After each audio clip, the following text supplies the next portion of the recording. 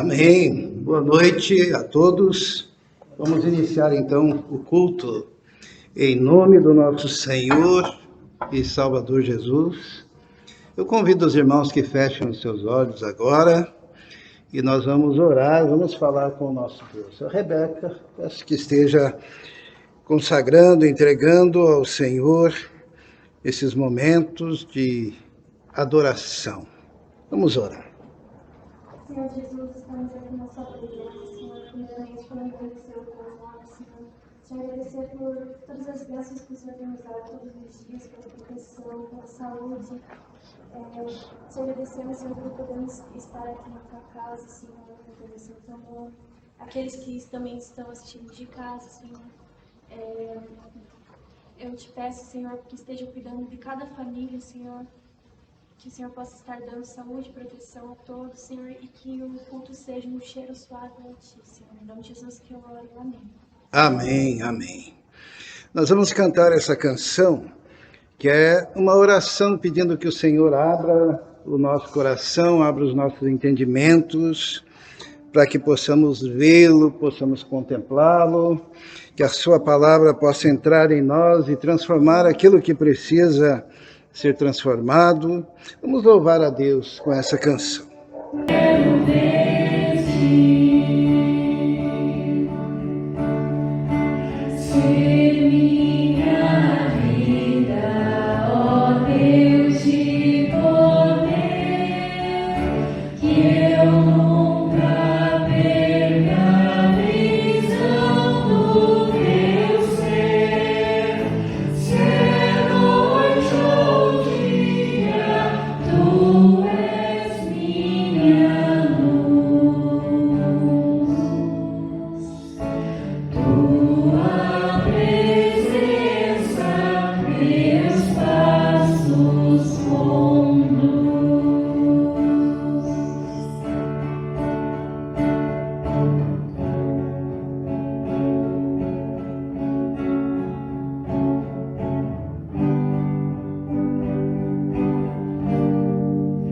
Eu quero ver-te.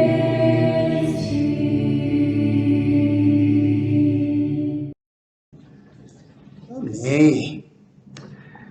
Como é importante, né, ter a percepção espiritual, né? Tem muita gente que pega a Bíblia ou mesmo participa de algum culto, mas não consegue ter a percepção da presença e da graça de Deus. Isso é algo que Deus deu ao seu povo, né? Que essa sensibilidade de perceber a presença do Espírito Santo, de ser tocado, de se emocionar quando lê a Bíblia, né?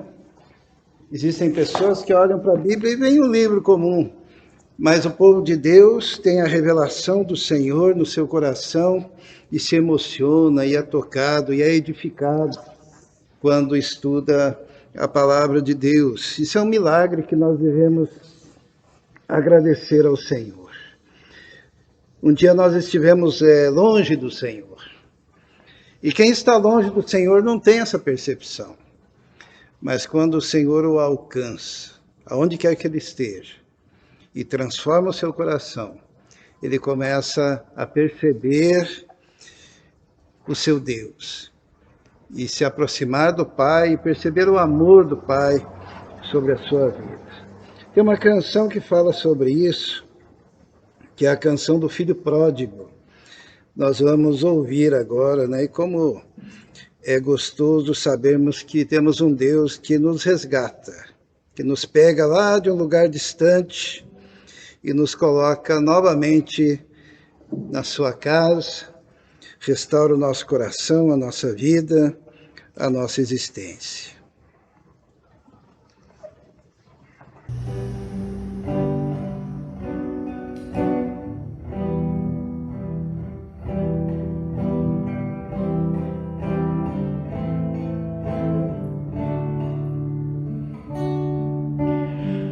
Ontem deixou sua casa e saiu pelo mundo,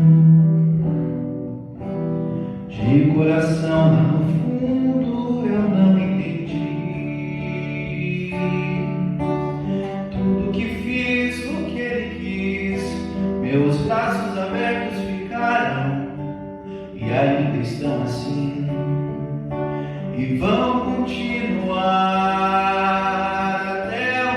dia vê-lo regressar, posso pensar no que o mundo me tem preparado. Sei privações têm passado e tudo porque falsos amigos por aí, como seres vazios, mas cheios de palavras vãs. Que grande ilusão mentiram ao seu jovem coração, mas nunca é tarde, não sai da escuridão. Há um novo dia, nova manhã. A mesma casa tem portas abertas, pessoas certas, amigos e irmãos.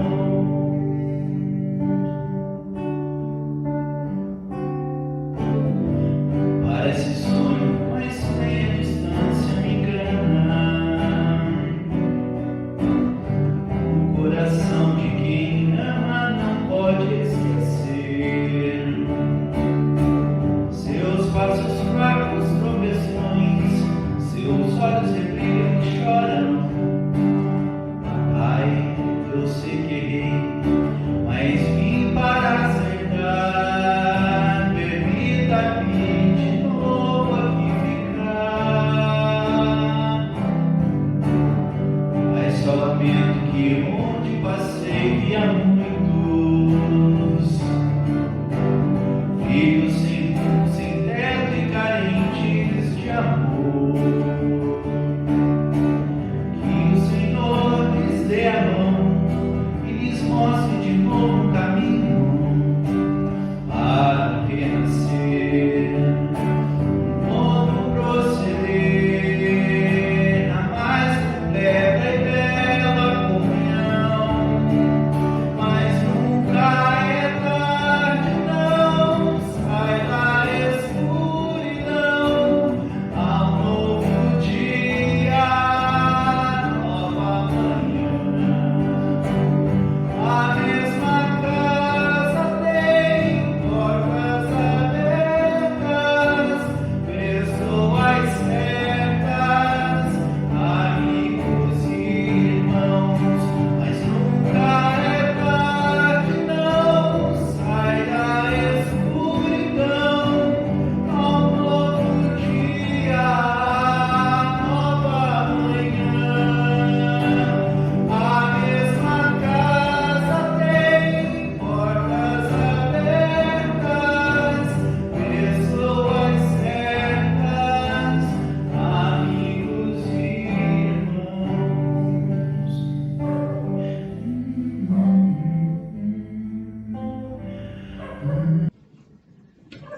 Amém, amém.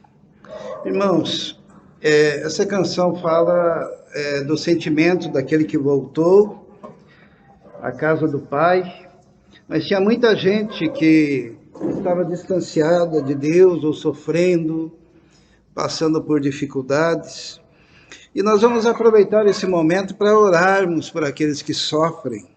Em especial, hoje eu tenho um pedido à irmã Margarida, a nora dela, casada com o filho dela. A mãe dela está internada aqui na UPA, aqui perto. Nós vamos orar porque ela até mandou uma mensagem dizendo que está desesperada para ter notícias da mãe que está internada, e eles não dão notícias. Dizem que tem um horário específico, mas ela está já há algum tempo sem notícias. E ainda tem o fato de que ela perdeu a irmã na semana anterior, na mesma UPA, né, no mesmo lugar, internada as duas com a mesma enfermidade. Vamos então orar, vamos pedir que o Senhor esteja abençoando, que o Senhor esteja agindo nessa situação e que o coração da Cris, o nome dela é Cris, possa ser consolado pelo Senhor, né? Eu vou convidar a Giane que faça essa oração neste momento, pedindo pela Cris, pedindo pela família da irmã Margarida, pedindo que essas questões possam ser resolvidas, pedindo pelos que sofrem. Soubemos de alguns vizinhos que passaram pela enfermidade e já estão recuperados com a graça de Deus. Ficamos felizes e temos que agradecer a Deus. Nós temos orado todas as quartas pelos vizinhos, pelos amigos, pelos parentes, e Deus, na sua fidelidade, tem agido com graça e poder. Vamos orar. Senhor Jesus, nós oramos,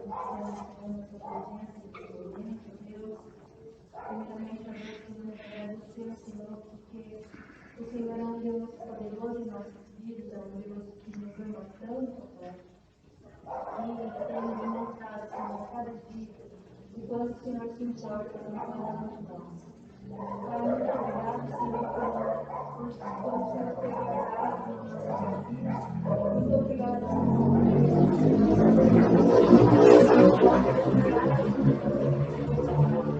queremos interceder por aquelas pessoas que estão passando, Senhor, por dificuldade, Deus, por esse momento tão difícil.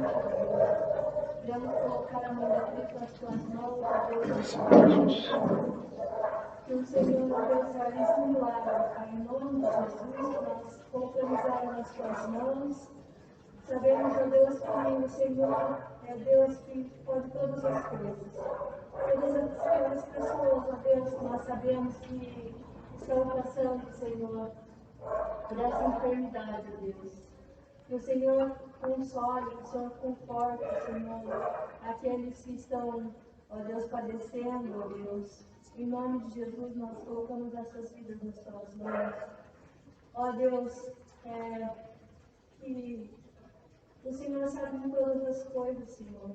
Nós colocamos nossa vila, nossa cidade nas tuas mãos, nosso país, nas tuas mãos, ó Deus, e te pedimos, ó Deus, que se for da tua vontade, o mais breve possível, Senhor, essa doença, Senhor, seja extinguida, Senhor, para sempre, Senhor, das nossas vidas, da nossa nação.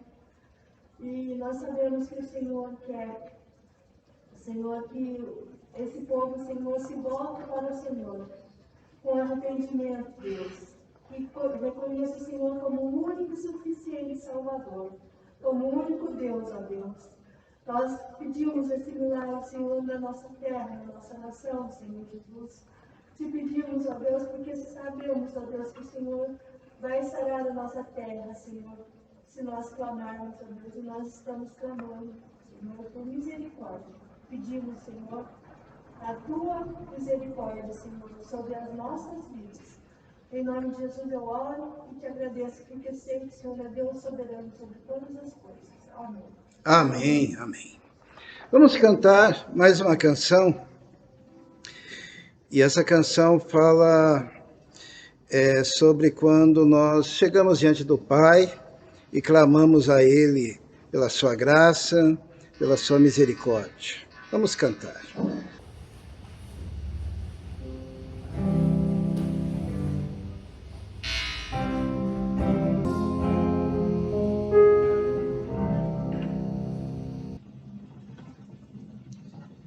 Amém. Irmãos, podem se assentar. Abrir a nossa Bíblia e vamos estudar a palavra do Senhor.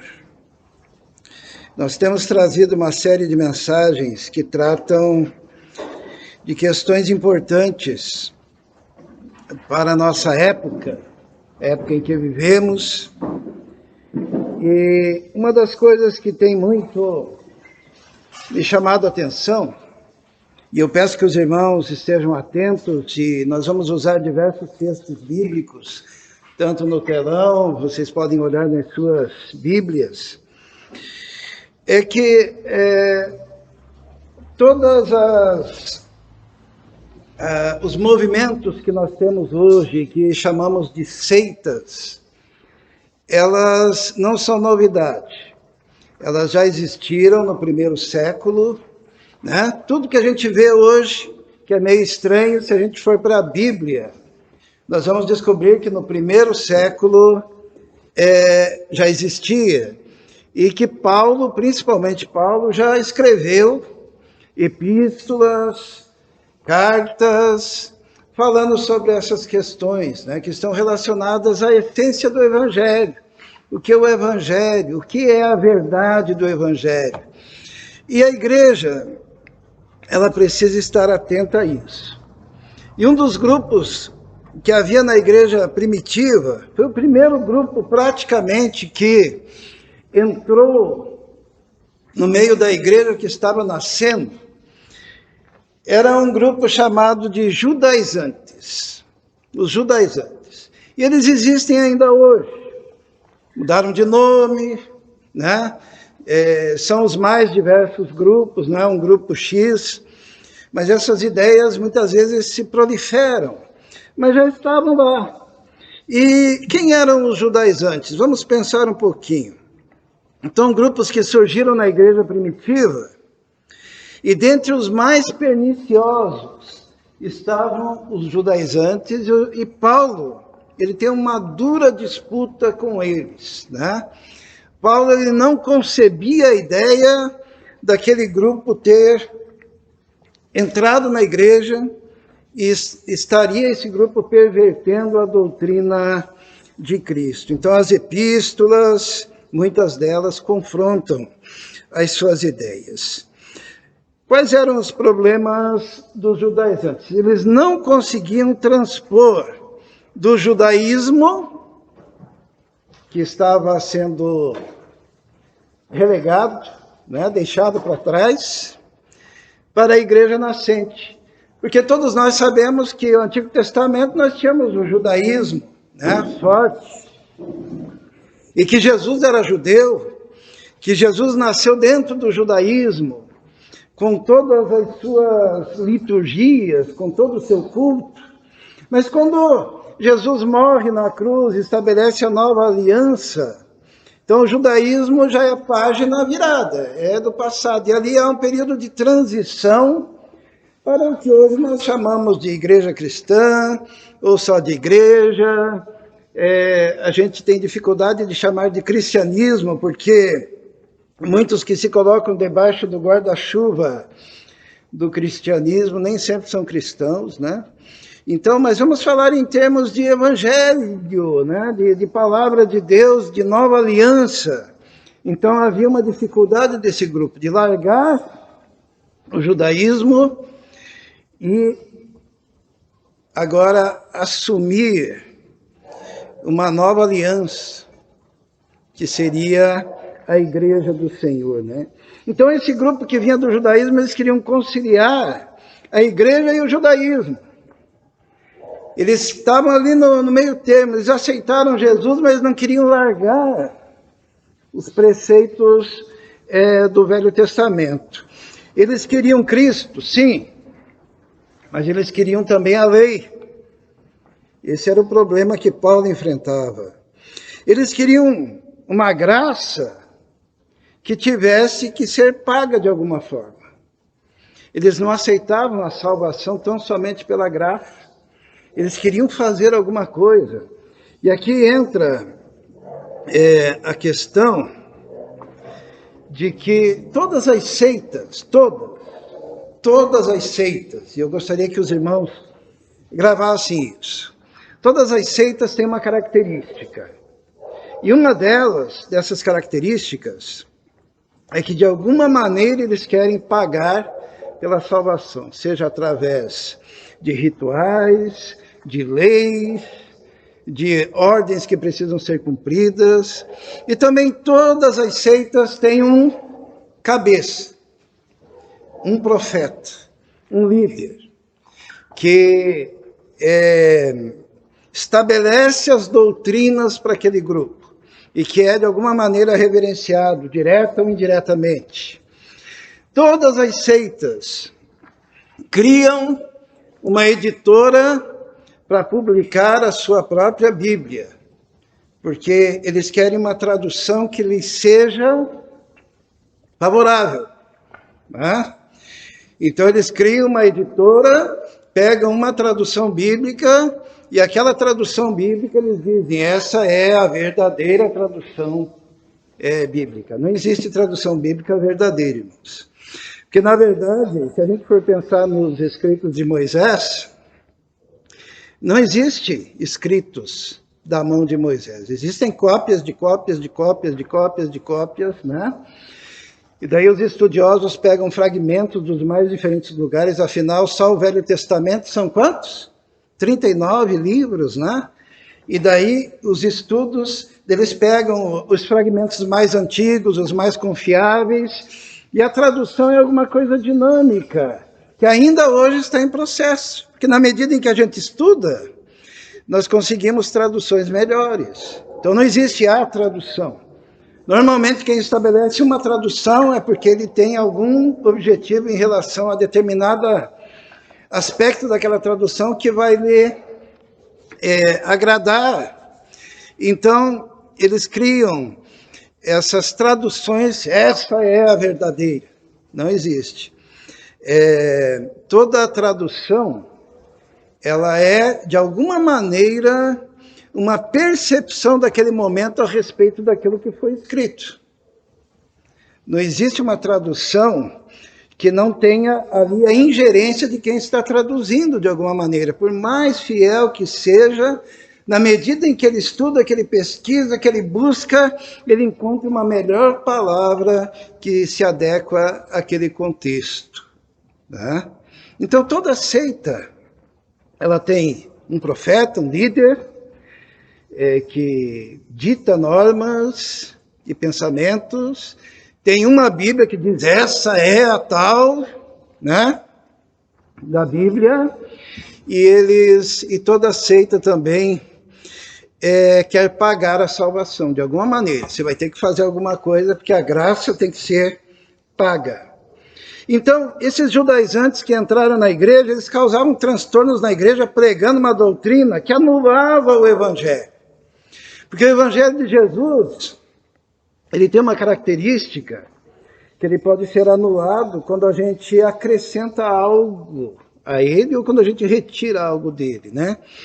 Então, eles entraram na igreja e pregavam a salvação através de Cristo e da circuncisão. O que é a circuncisão? Circuncisão era a marca que fazia você virar judeu, né? Então, o prosélito do judaísmo, ele se submetia à circuncisão, a partir daquele momento ele era judeu. E sendo judeu, ele era obrigado o quê? A obedecer ao judaísmo, a obedecer à lei. Por isso que eles diziam, a gente aceita Jesus, mas você que é gentil, né, que faz parte das nações e quer fazer parte da igreja, você tem que se circuncidar, eles diziam, né? E assim a pessoa se submetia àqueles rituais. Eles também pregavam uma doutrina de salvação através de doutrinas gastronômicas, que a Bíblia chama de ensinos de demônios, né? Não proves, não pode isso, não pode aquilo, dentro da gastronomia. E ensino de preceitos, como não toques, não proves, não manuseis. Então eles queriam colocar uma lei juntamente com a graça de Cristo. E Paulo tem um embate muito forte com os judaizantes. Então, um dos embates é no Concílio de Jerusalém, onde todos os líderes da igreja são reunidos, está lá no livro de Atos, porque Paulo diz, tem gente querendo colocar mais coisa no evangelho. E a coisa que eles queriam colocar era o cumprimento da lei. Então, Paulo tem um embate muito grande do Concílio de Jerusalém, que está lá em Atos, por causa dos judaizantes. Paulo também resistiu Pedro, porque Pedro, que era judeu, quando estava entre os gentios, que são as nações que não são judias, ele se comportava como gentil. E quando estava entre os judeus, ele se comportava como judeu. E Paulo pega e diz assim, como é que você, sendo judeu, se comporta como gentil, e quando está no meio dos gentios, e está fazendo aquela salada, e o povo estava confuso, porque a mensagem começou a ficar nebulosa. E também no livro de Atos se exalta a humildade de Apolo, que quando foi repreendido porque estava pregando um evangelho não tão preciso, mas misturado com o judaísmo, Apolo então baixa a cabeça, aprende e estabelece o evangelho de Jesus, que é a salvação pela graça. Por que havia esse grupo? E será que hoje em dia nós temos também? Nós vamos ver isso. O primeiro problema daquele grupo é que eles não entendiam que Deus não tem dois povos. Deus só tem um povo. E é uma das primeiras coisas que o apóstolo Paulo ensina. Isto é, hoje em dia também é muito comum, e basta você ligar a sua internet, principalmente agora que Israel está sendo atacada lá no Oriente, para você ver que tem muita gente que pensa que os judeus são povo de Deus e que a igreja é povo de Deus, e que Deus tem dois povos, que trata de um jeito com os judeus e de outro jeito com a igreja. Mas quando a igreja foi inaugurada, uma das coisas que nós devemos entender é que o velho pacto ficou para trás e agora Deus tem um povo. Que povo que é esse? É a igreja. Esse é o povo de Deus. E a igreja inclui todos aqueles que creem em Jesus Cristo como único e todo suficiente Salvador. Então o judeu, para fazer parte hoje em dia do povo de Deus, ele tem que crer em Jesus. E qualquer nação do mundo, para fazer parte desse povo, tem que crer em Jesus. Deus não tem dois povos. E Paulo fala isso em Efésios. Vamos ler, para a gente pegar esse ponto que é importante. Efésios 2:11 diz assim: portanto, lembrai-vos de que vós, está falando aos gentios, às nações, no outro tempo eres gentis, na carne, chamados incircuncisão, pelos que na carne se chamam circuncisão, feita por mãos de homens, que naquele tempo estavam sem Cristo, separados da comunidade de Israel, estranhos às alianças da promessa, não tendo esperança e sem Deus no mundo. Mas agora em Cristo Jesus, vós que estáveis longe, já pelo sangue de Cristo, chegastes perto, porque Ele é a nossa paz, o qual de ambos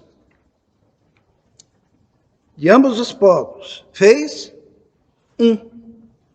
E derrubando a parede de separação que estava no meio, na sua carne desfez a inimizade, isto é, a lei dos mandamentos, que consistia em ordenanças, para criar em si mesmo, dos dois, um novo homem, fazendo a paz. E pela cruz, reconciliar ambos com Deus em um corpo, matando com ela a inimizade.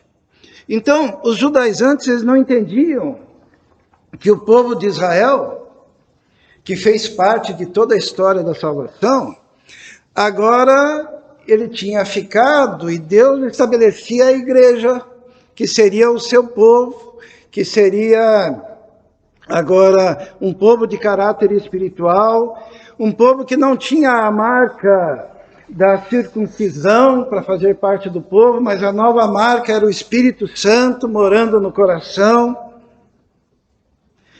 E olha, Paulo é tão claro, ele diz, de dois, os gentios e os judeus, Deus fez um povo. E o nome desse povo é igreja. Quando a gente fala igreja, irmãos, eu peço que entendam também que não se refere a nenhuma denominação. Não é batista, não é presbiteriano, não é luterano, não é menonita. Este povo é a igreja. A igreja do Senhor significa todos aqueles que receberam Jesus como Salvador e fazem parte da graça de Deus. Esse é o povo de Deus. É um povo que se reúne localmente e não importa o nome da igreja. Mas fazer parte do povo de Deus é ter crido em Jesus e rejeitado tudo o resto para viver uma vida cheia do Espírito com Jesus. E diz assim: e vindo ele evangelizou a paz a vós que estáveis longe, seriam os gentios, e aos que estavam perto, que eram os judeus. Porque por ele ambos temos acesso ao Pai em o mesmo Espírito, tanto os judeus quanto os gentios temos acesso ao Pai através do mesmo Espírito Santo.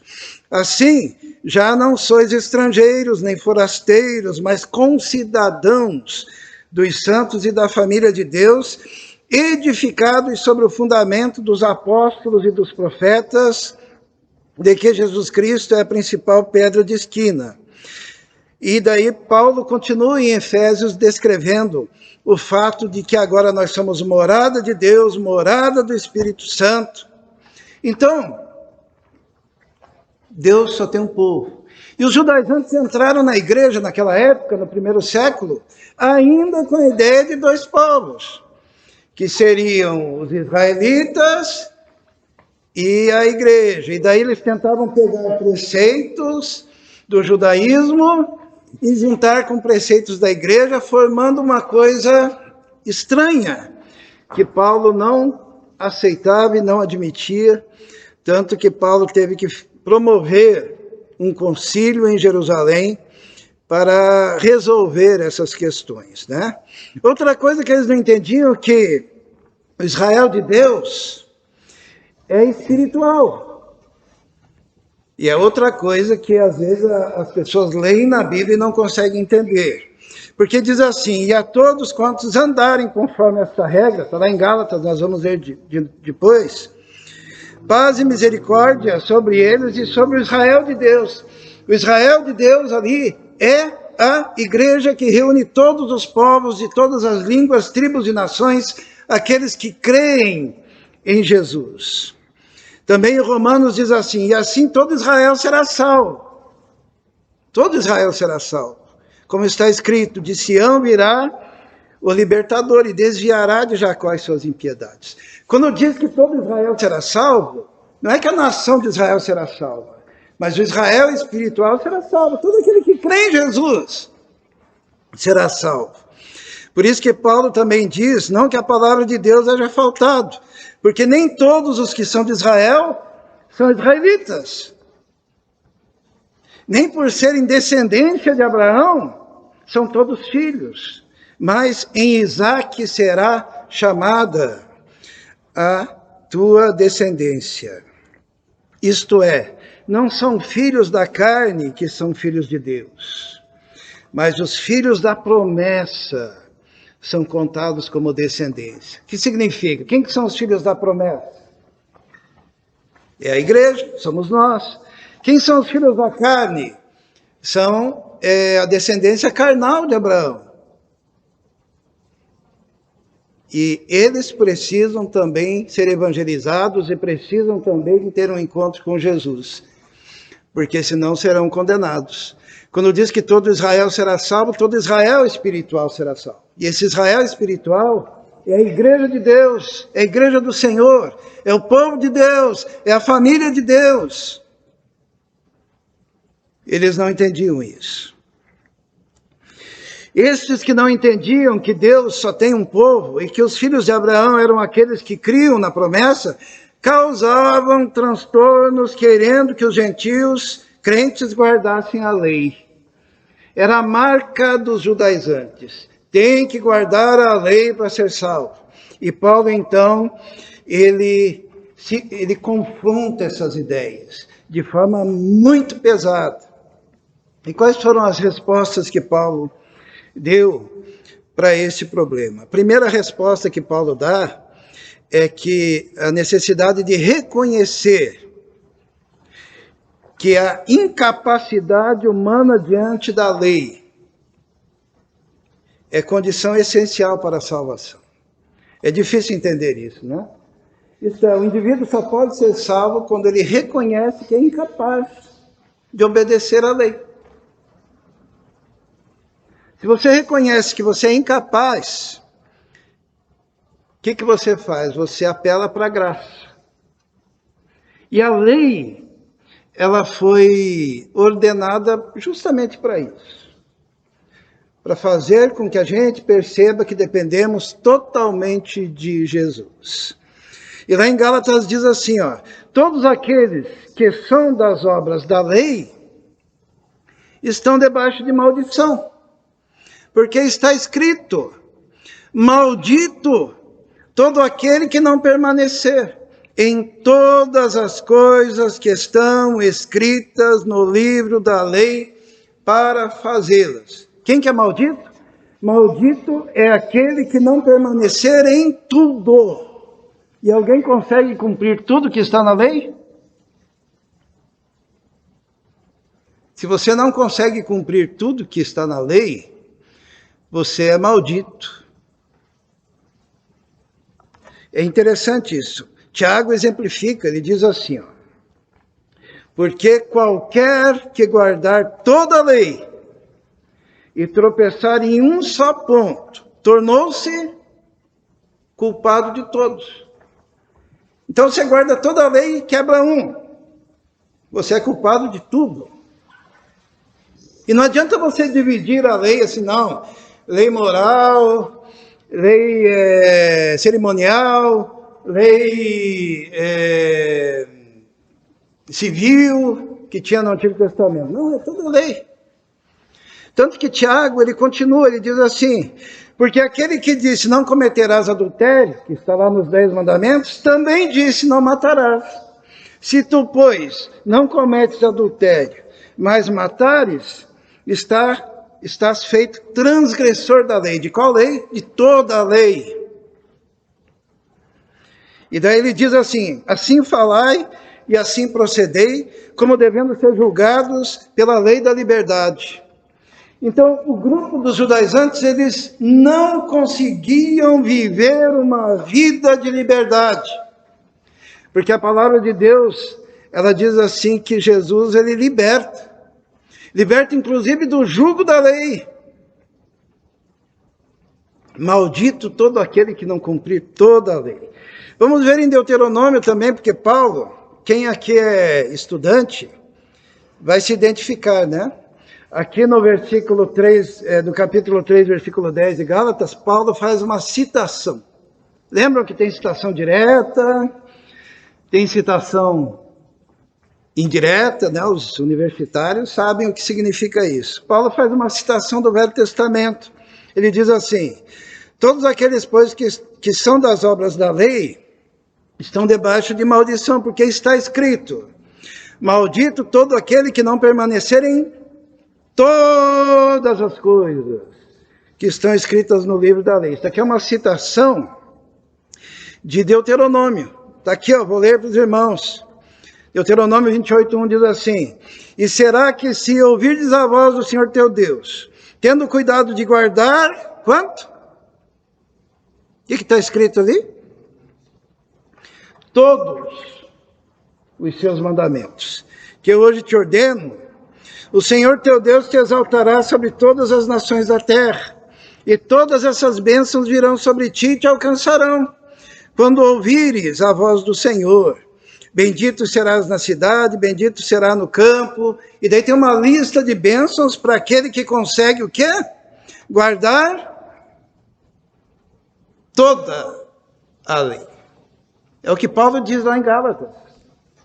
Que maldito é aquele que não guardar toda a lei. E também Deuteronômio, ele diz assim sobre a maldição. Olha só que coisa interessante. Será, porém, que, se não deres ouvido à voz do Senhor teu Deus, para não cuidares em cumprir, quantos? Todos os seus mandamentos e os seus estatutos, que hoje te ordeno,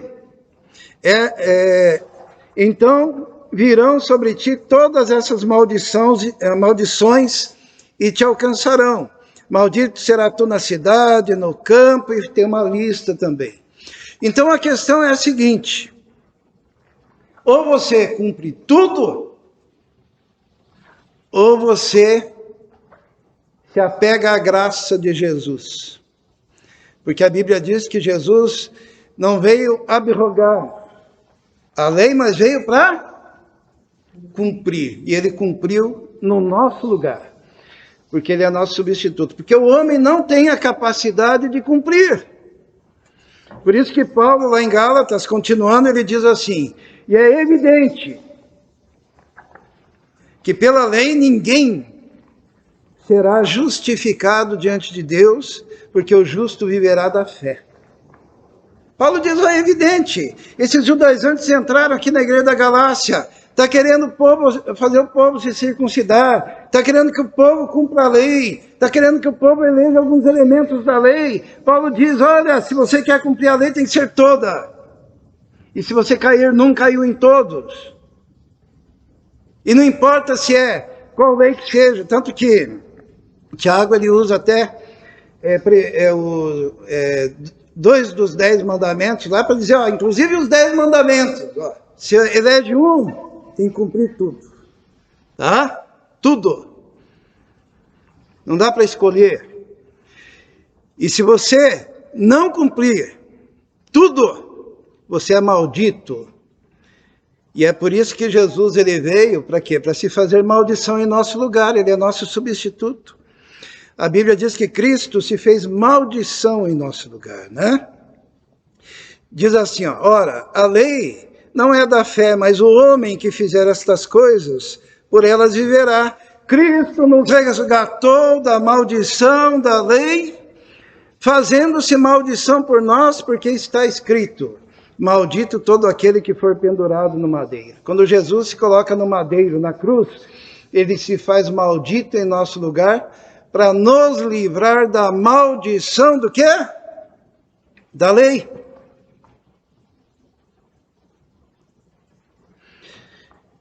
Para que a bênção de Abraão chegasse aos gentios por Jesus Cristo, e para que pela fé nós recebamos a promessa do Espírito. Paulo continua dizendo, logo, a lei é contra as promessas de Deus? De nenhuma sorte, porque se fosse dada uma lei que pudesse vivificar, trazer vida, a justiça, na verdade, teria sido pela lei. Se a lei tivesse essa capacidade, a justiça viria pela lei. Mas a lei é totalmente incapaz.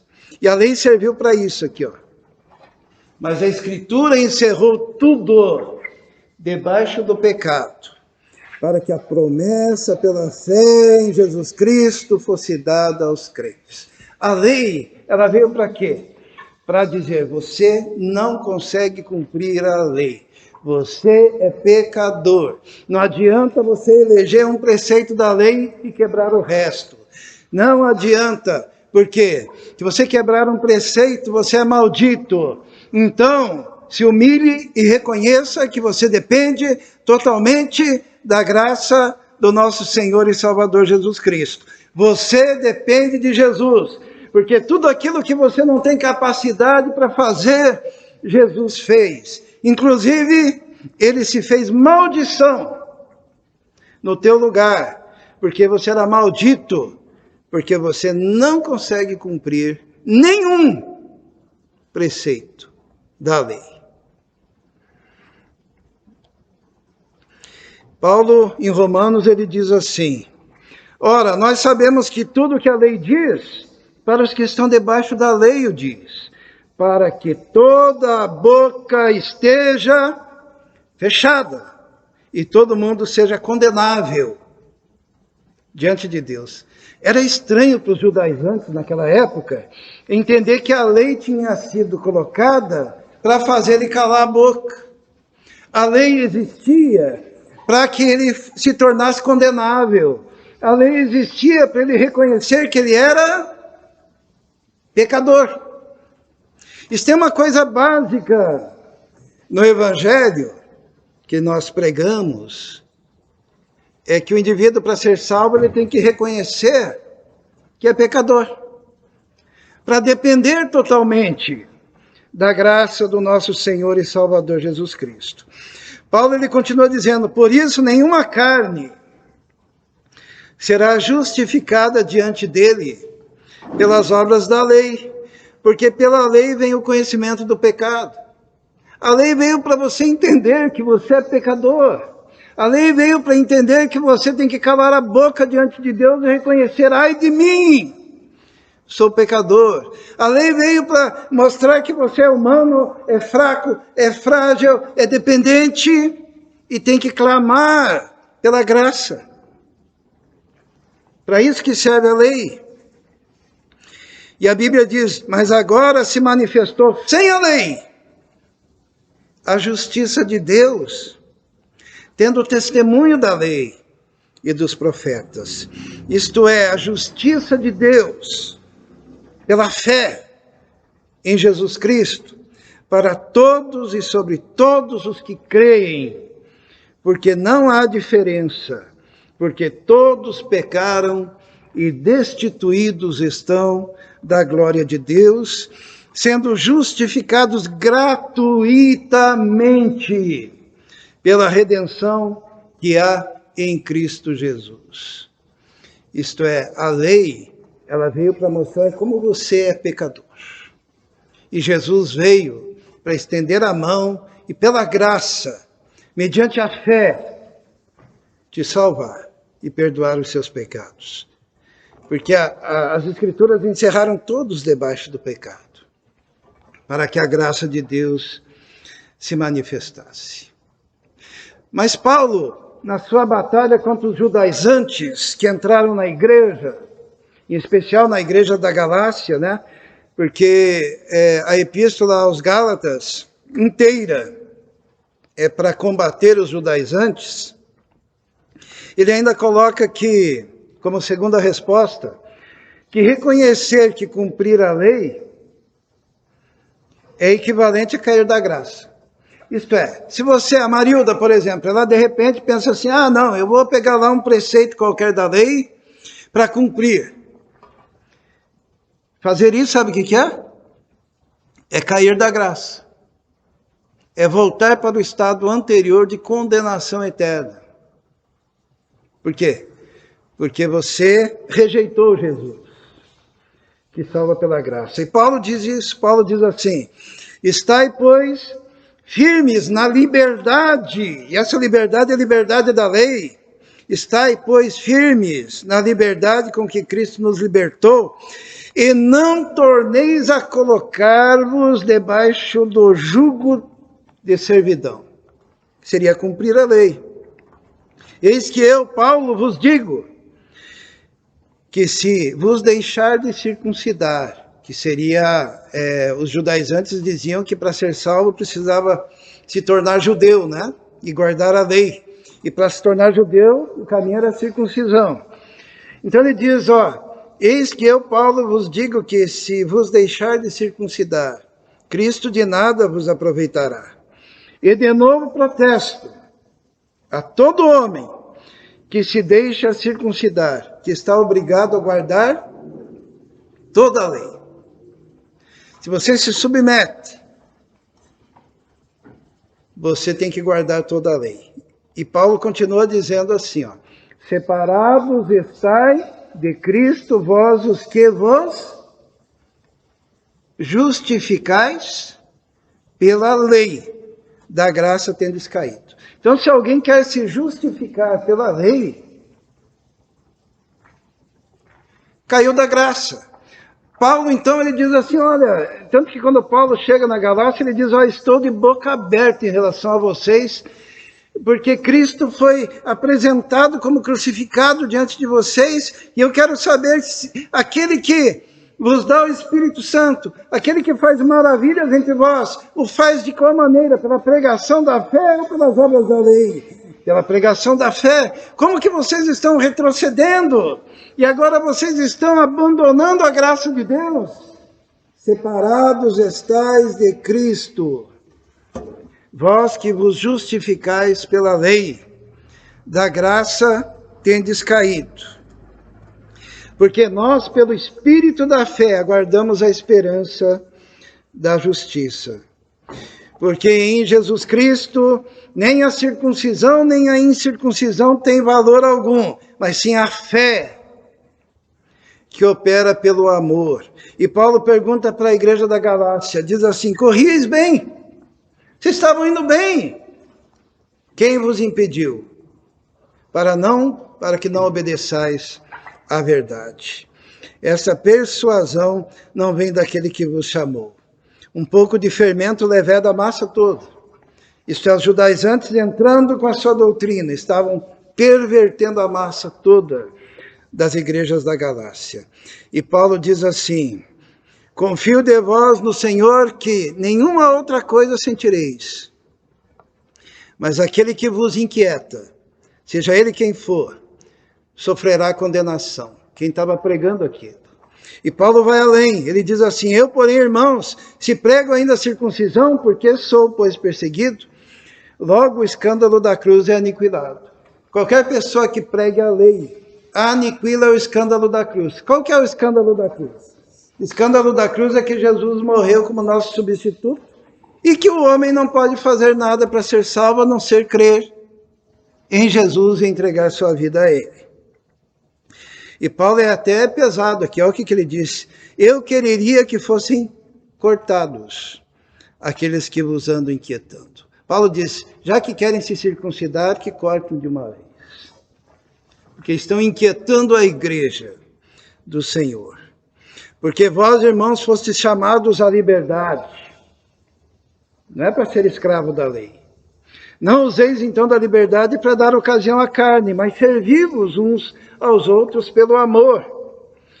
Porque toda a lei, a palavra toda de novo, como é importante, irmãos. Toda a lei se cumpre numa só palavra, nesta: amarás ao teu próximo como a ti mesmo. Então, pode pegar aquelas centenas de preceitos, e tudo aquilo se cumpre numa só palavra: amarás o teu próximo como a ti mesmo. Jesus ensina a mesma coisa em Mateus 22:35. E um deles, doutor da lei, interrogou-o para o experimentar, dizendo: mestre, qual é o maior mandamento da lei? E Jesus disse-lhe: amarás o Senhor teu Deus de todo o teu coração, de toda a tua alma, de todo o teu entendimento. Este é o primeiro e grande mandamento. E o segundo, semelhante a este, é: amarás o teu próximo como a ti mesmo. Destes dois mandamentos dependem toda, a palavra toda de novo, toda a lei e os profetas. Isto é, tudo aquilo foi substituído pela lei, que agora é a lei da graça, que é a lei do amor. A igreja do Senhor Jesus só tem um mandamento, que Jesus divide em dois, né? Mas que ele diz que o segundo é semelhante ao primeiro. Qual que é? Amarás o Senhor teu Deus sobre todas as coisas e ao próximo como a ti mesmo.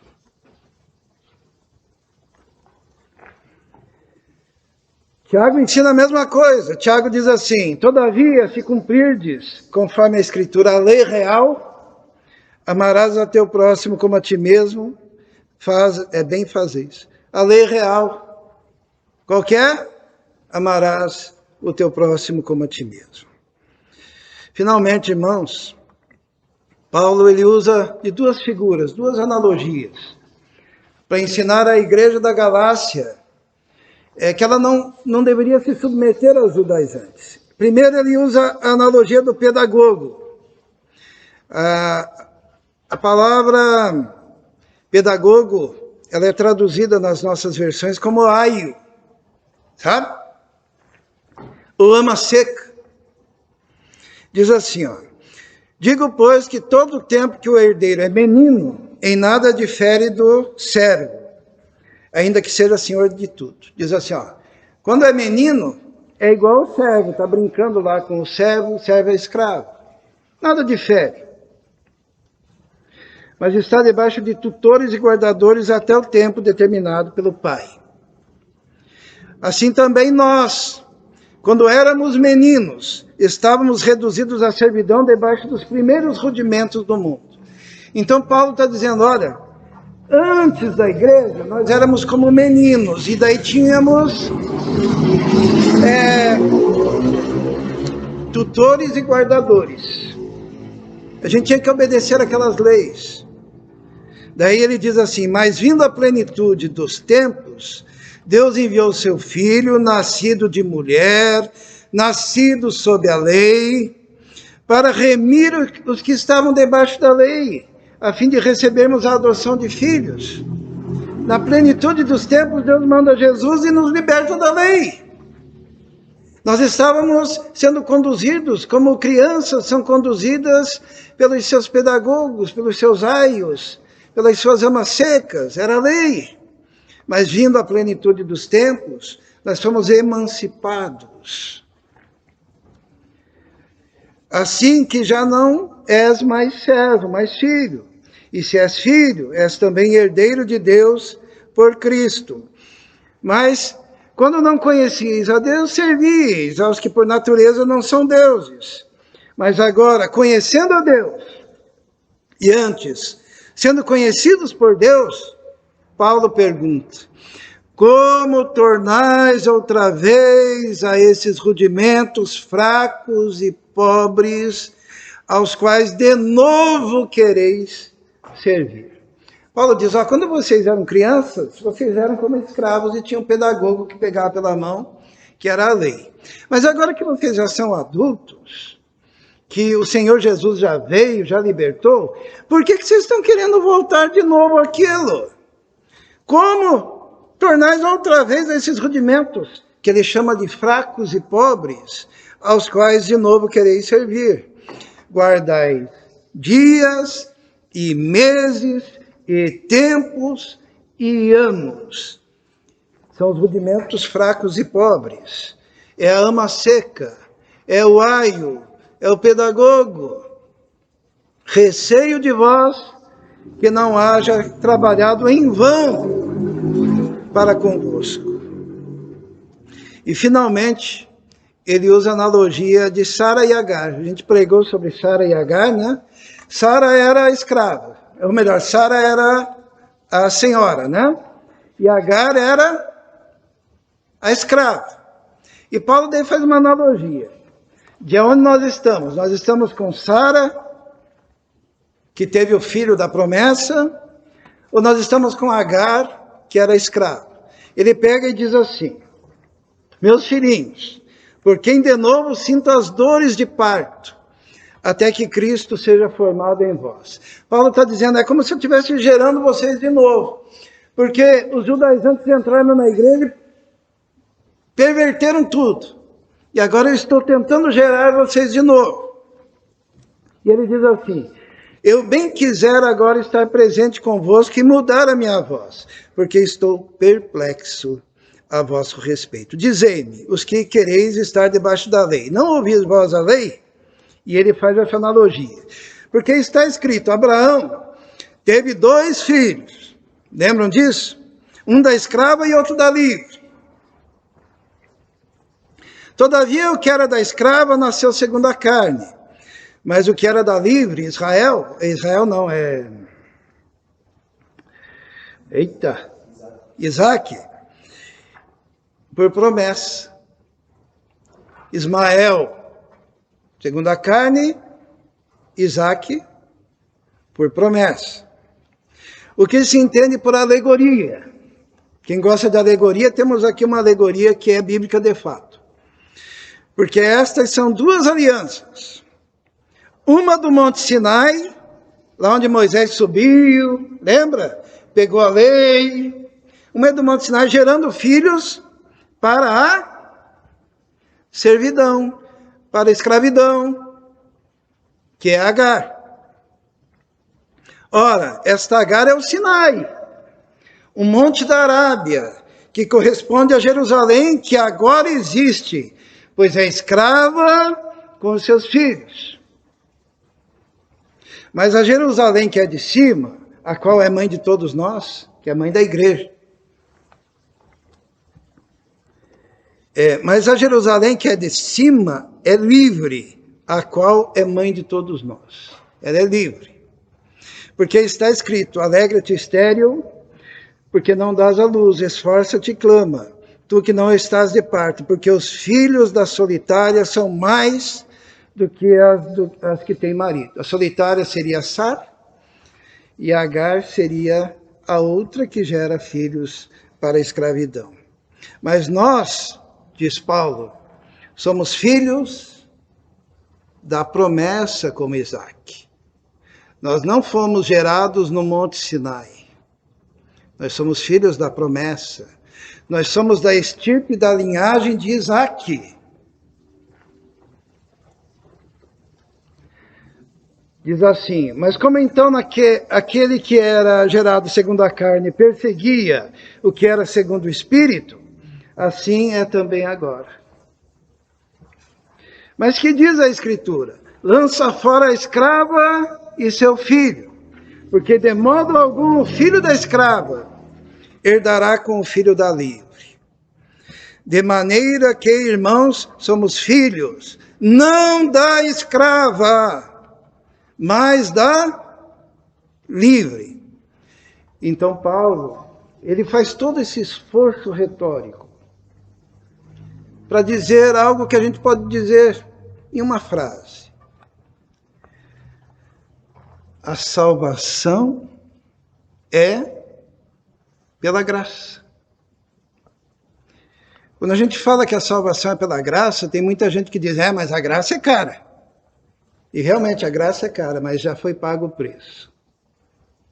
E quem pagou o preço foi Jesus.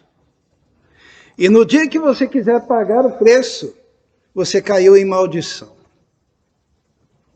Você caiu da graça. Você perdeu a grandiosidade da salvação que o Senhor Jesus providenciou para a sua vida.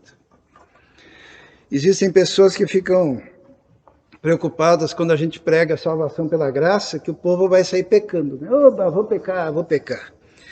Mas Paulo também, ele diz que reconhece que a graça nos liberta da escravidão do pecado. Ele diz assim, mas quando eu vi que não andavam bem e direitamente conforme a verdade do Evangelho, quando Paulo viu que os judaizantes tinham entrado na igreja, disse a Pedro na presença de todos, se tu sendo judeu vive como gentil e não como judeu, por que obrigas aos gentios a viverem como judeus?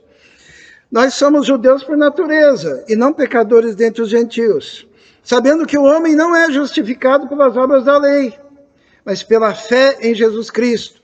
Temos também crido em Jesus Cristo, para sermos justificados pela fé em Cristo, e não pelas obras da lei. Porquanto, pelas obras da lei, nenhuma carne será justificada. Pois se nós, que procuramos ser justificados em Cristo, nós mesmos também somos achados pecadores, é porventura Cristo ministro do pecado? De maneira nenhuma. Paulo está dizendo, olha, depois que você é justificado pela fé, você odeia o pecado e não quer viver no pecado. Porque se torna a edificar aquilo que destruí, constituo-me a mim mesmo como transgressor. Porque eu, pela lei, estou morto para a lei, para viver para Deus. E nós vamos concluir com esse versículo maravilhoso que todo mundo deveria gravar. Quando Paulo, ele diz assim, já estou crucificado com Cristo. E vivo não mais eu, mas é Cristo que vive em mim. E a vida que agora vivo na carne, vivo-a na fé do Filho de Deus, o qual me amou e se entregou a si mesmo por mim. Não aniquilo a graça de Deus, porque se a justiça provém da lei, segue-se que Cristo morreu em vão. Ou debalde, como está nessa tradução, significa em vão. Isto é, se a justiça vem da lei, Cristo morreu em vão. Mas nós somos diferentes, já estamos crucificados com Cristo. E Cristo vive em nós. Sabe, o Evangelho da Graça é extraordinário. O Evangelho da Graça é aquele que liberta, é aquele que transforma. Um dia Jesus olhou aquele povo, e ele viu aquele povo sobrecarregado cumprindo leis, cumprindo coisas, né? Sendo oprimido pelos fariseus, pelos escribas. E Jesus olhou para aquele povo e disse assim: vinde a mim, todos vós que estáis cansados e sobrecarregados. Vinde a mim, todos vós que estáis cansados e oprimidos, e eu vos aliviarei. Tomai sobre vós o meu jugo, e aprendei de mim, que sou manso e humilde de coração, e achareis descanso para as vossas almas, porque o meu jugo é suave e o meu fardo é leve. Jesus fez um convite àquele povo. Quando a gente pensa em sobrecarregado, normalmente se prega que é sobrecarregado de pecado, né? Vinde a mim, todos que estáis cansados e oprimidos. Não. Se você ler o contexto, você vai descobrir que era um período de intensa atividade religiosa, onde os fariseus colocavam fardos pesados sobre o povo, que eles não queriam carregar, mas queriam que o povo carregasse. E Jesus diz: vinde a mim, o meu fardo é leve, o meu jugo é suave. Quando a gente entrega a vida a Jesus, a gente conhece uma coisa chamada liberdade. Conhecereis a verdade, e a verdade vos libertará. Vamos orar. Senhor, muito obrigado pela tua graça, que foi conquistada quando o Senhor pagou um alto preço na cruz do Calvário. O Senhor pagou o alto preço para que nós pudéssemos receber gratuitamente, pela fé. Obrigado porque a tua palavra nos ensina que pela graça sois salvos por meio da fé. Isto não vem de vós, é dom de Deus, não vem das obras para que ninguém se glorie. Obrigado porque nós podemos reconhecer que somos pecadores e que não temos competência e capacidade contra os nossos próprios pecados, mas que quando clamamos ao Senhor, o Senhor nos liberta dos pecados, nos liberta do poder do pecado e nos faz novas criaturas. Nós te agradecemos por isso. Em nome de Jesus. Amém. Amém? Muito bem. Quero convidar o grupo de louvor que vem aqui à frente. E estamos nos dirigindo ao final do culto. E eu fiz um desafio dos irmãos trazerem alimentos para as cestas, né, que queremos fazer. Alguns irmãos já depositaram, já colocaram aqui. E nós queremos agradecer, né? Sabemos que hoje muitos irmãos não vieram em função desse novo momento do decreto, mas a igreja continua intercedendo, orando, pedindo a graça do Senhor sobre todas as famílias da igreja, sobre os vizinhos, sobre as pessoas aproximadas a este ministério, né? Sabemos que Deus tem feito muitos milagres e tem, através da sua proteção como um guarda-chuva, cuidado do povo da igreja do Senhor nesse lugar. Nós ficamos gratos, né? Por isso convidamos os irmãos a virem na quarta-feira para o culto de oração e que estejam evangelizando, que estejam testemunhando, que estejam orando nos seus lares, por aqueles também que não podem estar presentes, né? E, em especial, estejam agradecendo por aqueles que estão sendo curados e libertos nesse período de pandemia. A gente tem ouvido muitos testemunhos, né? Aqueles que nos assistem através do YouTube, nós pedimos então que se inscreva, né? Nós temos um irmão que sempre nos diz: pastor, pede para que se inscrevam, para que possam participar e fazer com que as mensagens sejam alavancadas também no meio digital. Então você fará bem em se inscrever, em dar o seu joinha, em compartilhar os cultos realizados aqui na igreja. Nós vamos cantar mais uma canção. É uma canção que fala da grandiosidade de Deus. Nós podemos cantar com o Gabriel, principalmente a parte do coro, né? Podemos participar junto com ele. É uma canção que fala: quão grande és tu, Senhor. E enquanto cantamos, você que está preparado para consagrar dízimos e ofertas, poderá consagrar ao Senhor.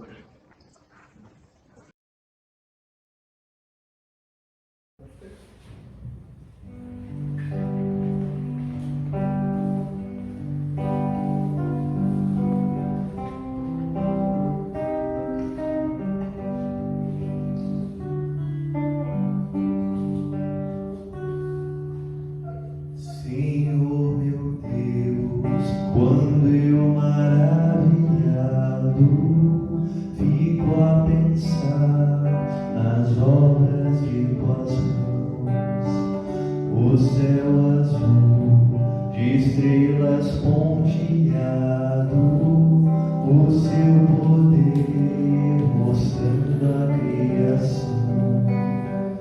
Então minha alma canta-te, Senhor, quão grande és tu, quão grande és tu. Então minha alma canta-te, Senhor, quão grande és tu, quão grande és tu. Quando apagar nas matas e florestas o passarinho alegre ouço a cantar, cruzando os montes, vales e florestas, em tudo vejo eu acrescentar. Então minha alma canta-te, Senhor, quão grande és tu, quão grande és tu. Então minha alma canta-te, Senhor, quão grande és tu, quão grande és tu.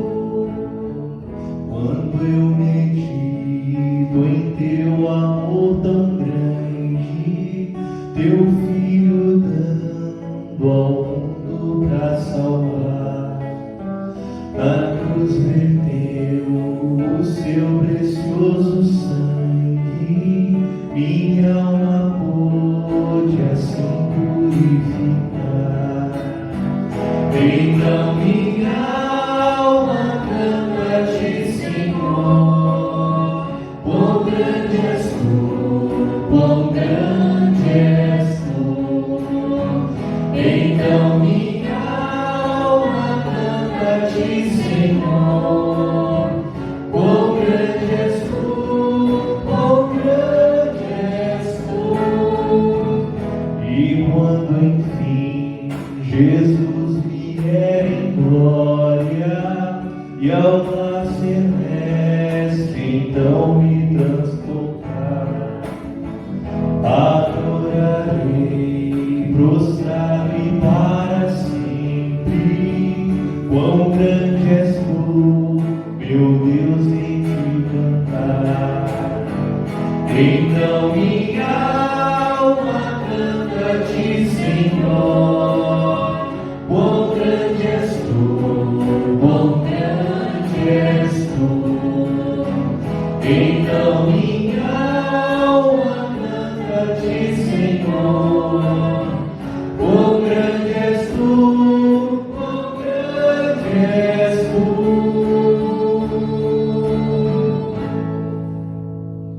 Amém? Vamos nos colocar em pé, vamos orar ao Senhor, encerrando o culto desta noite. Feche seus olhos. Senhor, Estamos diante da Tua presença, reconhecemos a Tua grandiosidade, o Teu poder, reconhecemos o Teu cuidado sobre nossas vidas. E agora que estamos diante de uma nova semana que inicia, Senhor Deus, pedimos a Tua proteção e os Teus cuidados sobre cada família da Tua igreja. Pedimos, ó Deus, a proteção sobre os nossos filhos. Pedimos a proteção, Senhor, no trabalho, na escola. Pedimos a proteção no caminho, ó Deus.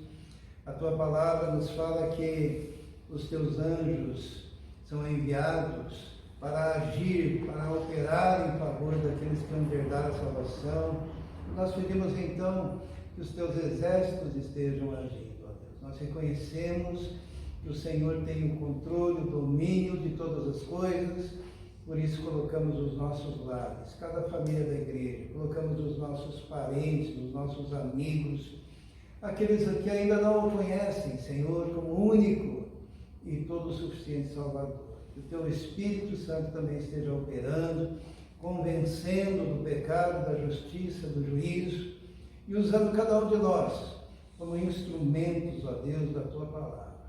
Nós te pedimos isso, Senhor, e que a graça do nosso Senhor e Salvador Jesus Cristo, o amor de Deus, o Pai, e a comunhão do Espírito Santo esteja com todos vós, agora e para todos sempre. Amém. Amém.